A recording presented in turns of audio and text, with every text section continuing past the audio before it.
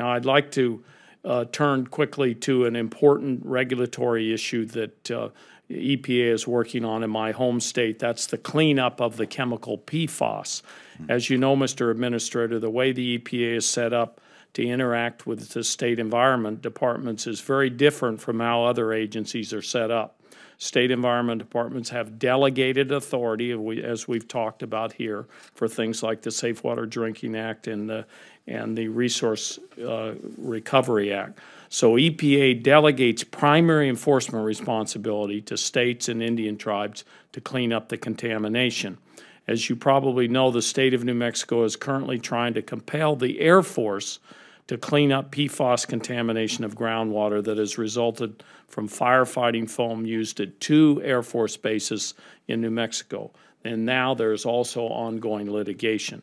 Given that the New Mexico Environment Department has primacy and delegation agreements from EPA, I think the EPA is obligated to provide technical and legal assistance on groundwater cleanup on these matters. Will you commit to provide EPA's assistance to the state of New Mexico's Environment Department as they work to clean up PFAS contamination?